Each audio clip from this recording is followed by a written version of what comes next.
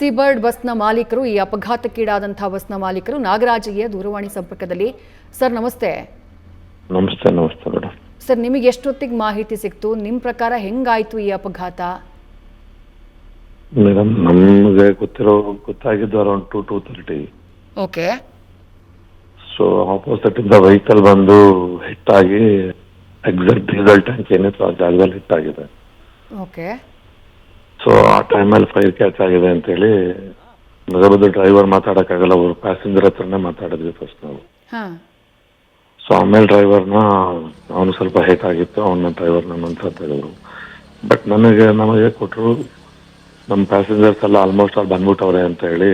ಯಾಕೆ ನಮ್ಮ ಬಸ್ಸಲ್ಲಿ 3 ಡೋರ್ ಇತ್ತು, ಫ್ರಂಟ್ ಒಂದು, ರೈಟ್ ಸೈಡು ಮತ್ತು ಬ್ಯಾಕ್. ಆಲ್ ಡೋರ್ಸು ಕೂಡ ಓಪನ್ ಆಗಿತ್ತು. ಓಕೆ. ಸೊ ಹೇಗೆ ಇಷ್ಟು ಜನದ್ದು ಇದಾಯ್ತು ಅಂತ ಇವಾಗ ನಾನು ಟಿವಿನಲ್ಲಿ ನೋಡ್ತಾ ಇರ್ಬೇಕಾದ್ರೆ ಸುಮಾರು 12 ಜನ 17 ಜನ ಅಂತ ಹೇಳ್ತಾ ಇದಾರೆ. ಬಟ್ ನಾವು 16 ಜನದ್ದು ಮಾಹಿತಿ ರಾತ್ರಿ 3 ಗಂಟೆನಲ್ಲೇ ಅವ್ರವ್ರ ನಂಬರ್ಗಳಲ್ಲಿ ನಾವು ಟ್ರೈ ಮಾಡಿದ್ವಿ ಮಾತಾಡ್ಲಿಕ್ಕೆ ನಮ್ಮ ಸಿಬ್ಬಂದಿಗಳು. 16 ಜನ ಹಾಸ್ಪಿಟಲೈಸ್ಡ್ ಆಗಿದ್ದಾರೆ ಅನ್ನುವಂಥ ಇನ್ಫಾರ್ಮೇಶನ್ ಇದೆ. ಹಾಸ್ಪಿಟಲ್ ಹೌದೌದು, ಆ ಡೀಟೇಲ್ಸ್ ನಾವು ಇಮಿಡಿಯೇಟ್ ಫೋನಲ್ಲಿ ಮಾತಾಡಿ ತಗೊಂಡ್ವಿ. ಇನ್ನ ನಮಗೆ ಅರೌಂಡ್ 12 ಮೆಂಬರ್ಸ್ ಮಾತ್ರ 12 ಜನದ ನಂಬರು ಸ್ವಿಚ್ ಆಫ್ ಮತ್ತೆ ಕೆಲವ್ರದ್ದು ನಾಟ್ ರೀಚಬಲ್ ಬಂತು. ನಿಮ್ಮ ಡ್ರೈವರ್ ಸೇಫ್ ಇದ್ದಾರೆ ಸರ್? ಇಲ್ಲ, ಅವನಿಗೆ ಏಟ್ ಆಗಿದೆ, ಬಟ್ ಅವನು ಬದುಕಿದಾನೆ, ಏನು ತೊಂದರೆ ಇಲ್ಲ. ಓಕೆ. ಅವನ್ನ ಇಲ್ಲಿ ಹೆಚ್ಚಿನ ಚಿಕಿತ್ಸೆಗೆ ಹುಬ್ಳಿಗೆ ಶಿಫ್ಟ್ ಮಾಡಿದ್ದೀವಿ. ಈಗ ನಿಮ್ಮ ಟೀಮ್ ಸ್ಪಾಟಿಗೆ ಹೋಗಿದೆಯಾ ಸರ್? ನಿಮ್ಮ 2-3 ಗಂಟೆಗೆ ರೀಚ್ ಆಗಿದ್ದಾರೆ, ಬಟ್ ಕೆಲವ್ರನ್ನ ಬಿಟ್ಟಿಲ್ಲ. ಅದು ನಿಯರೆಸ್ಟ್ ಅಲ್ಲೇ ನಮ್ದೊಂದು ಪರಿಚಯ ಇರ್ತಕ್ಕಂಥ ಹೋಟೆಲ್ ಇದೆ, ಆ ಹೋಟೆಲ್ ಸಿಬ್ಬಂದಿ ಅವರು ಹೋಗಿದ್ದಾರೆ ಓಕೆ. ಇಮಿಡಿಯೇಟ್. ಮತ್ತೆ ನಮ್ಮವರು ಕೂಡ ರೀಚ್ ಆಗ್ತದೆ. ಸೊ ನಮ್ಮವರೇ ಅವ್ನ ಡ್ರೈವರ್ ಮತ್ತೆ ಕೆಲವರೆಲ್ಲ ನಮ್ಮ ಅಲ್ಲಿಂದ ಟ್ರೀಟ್ಮೆಂಟ್ ತಗೊಂಡು ಸುಮಾರು ಜನ ಪಾಸ್ ಆಗಿದ್ದಾರೆ ಹಾಸ್ಪಿಟ್ಲಿಗೆ. ಕೆಲವರು ಸಿರಾ ಹಾಸ್ಪಿಟಲ್ ಬಂದಿದ್ರು, ಕೆಲವರು ಹಿರಿಯರು, ಕೆಲವು ಚಿತ್ರದುರ್ಗಕ್ಕೆ ರೀಚ್ ಆಗಕ್ಕಾಗಿಲ್ಲ ನಮ್ಮವ್ರಿನ್ನು, ಅಲ್ಲಿಗೂ ಹೋಗ್ತಾ ಇದ್ದಾರೆ. ಈಗ ಒಂದು 10ರಿಂದ 11 ಜನ ಏನ್ ಕಾಂಟ್ಯಾಕ್ಟ್ ಸಿಗ್ತಾ ಇಲ್ಲ ಅಥವಾ ಅವ್ರ ಜೀವ ಕಳ್ಕೊಂಡಿರಬಹುದು ಅನ್ನುವಂತ ಅನುಮಾನ ಇದೆಯಲ್ಲ ಸರ್, ಅವ್ರು ಯಾರ್ಯಾರು ಅನ್ನೋದೇನಾದ್ರು ತಮಗೆ ಗೊತ್ತಿದೆಯಾ ಸರ್? ಹೇಳಬಹುದಾ ಯಾರ್ಯಾರು ಅಂತ ನಿಮ್ಮ ಡಾಕ್ಯುಮೆಂಟ್ಸ್ ಪ್ರಕಾರ?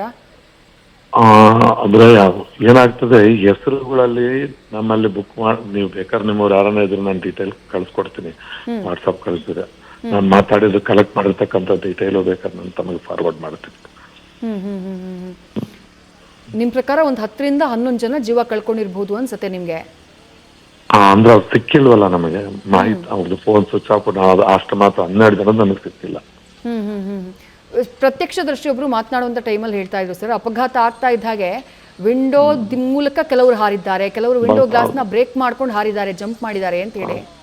ಹೌದು, ಅದೇನಾಗಿದೆ ನಮ್ಮ ಅಲ್ಲಿ ಒಳಗಡೆ ಏನಾದ್ರು ಈ ಫಾಗ್ ಟೈಪ್ ಕವರ್ ಆಯ್ತು ಅಂದ್ರೆ ನಿದ್ದೆಲಿದ್ದಾಗ ಯಾರಿಗೂ ರೈಟ್ ಲೆಫ್ಟ್ ಯಾಕೆ ಬರಬೇಕು ಅಂತಕ್ಕಂಥದ್ದು ಗೊತ್ತಾಗಲ್ಲ.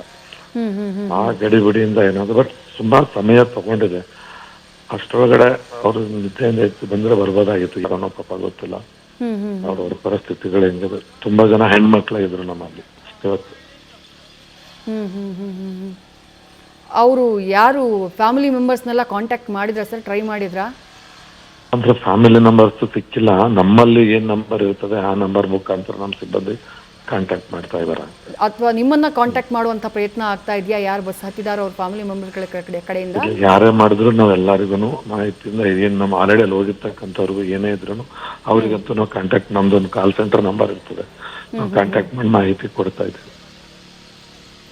Right sir. Thank you Nagaraj ಅವರೇ, ನ್ಯೂಸ್ ಫಸ್ಟ್ಗೆ ಮಾತನಾಡಿದ್ದಕ್ಕೆ.